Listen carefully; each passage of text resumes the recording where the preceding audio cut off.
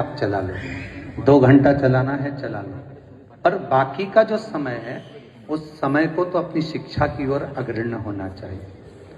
आज बच्चे एक तरफ तो पुस्तक लेकर बैठते हैं, दूसरी तरफ मोबाइल लेकर बैठते हैं। थोड़ी देर में एक मैसेज आता है तो पुस्तक छूट जाती है, मैसेज पर ध्यान चले जाता है। फिर किसी ने हेलो हाय लिखकर भेजा, फिर ध्यान चले जाता है और शिक्षा छूटती चली जाती है। फिर आखिरी में क्या होता है, जिससे हम बात कर रहे हैं उससे लगाव बढ़ता चले जाता है और हमारी पुस्तकें, हमारी शिक्षा एक और चली जाती है।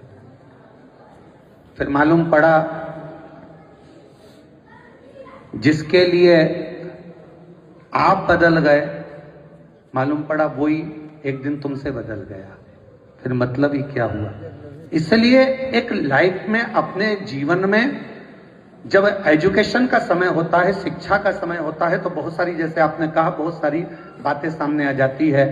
परिवार भी दिखता है, कुटुंब भी दिखता है, बहुत सारे मित्र भी दिखते हैं, दोस्त भी दिखते हैं, फ्रेंड भी दिखते हैं और हमारा मन भटकता है।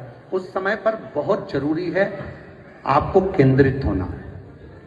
केंद्रित होने के लिए हम फिर कहेंगे कि 2 क्षण बैठो, और मंदिर नहीं जा सकते, कहीं नहीं जा सकते, तिलक भी नहीं लगा सकते, कंठी भी नहीं पहन सकते, तो 2 क्षण बैठकर उस ईश्वर को, ओम को नाद करना प्रारंभ करो। आप जितना जितना ओम का लंबी श्वास खींचकर नाद करेंगे, आपका ध्यान भी केंद्रित होगा और गलत जगह से हटकर आपका ध्यान पूरी शिक्षा की ओर बढ़ेगा और एक दिन आप अपनी मंजिल तक पहुंच ही जाएंगे।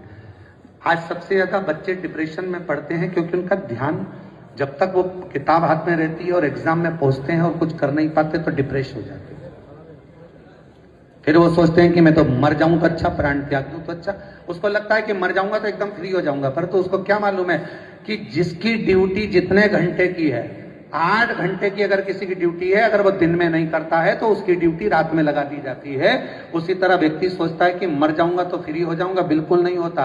वापिस पैदा होना पड़ता है, फिर पहली से लेकर इंजीनियरिंग तक पढ़ना पड़ता है, फिर वापस पढ़ना पड़ेगा। इससे अच्छा है कि अभी अपनी पूरी क्लियर कर लो, अपनी लाइफ एंजॉय कर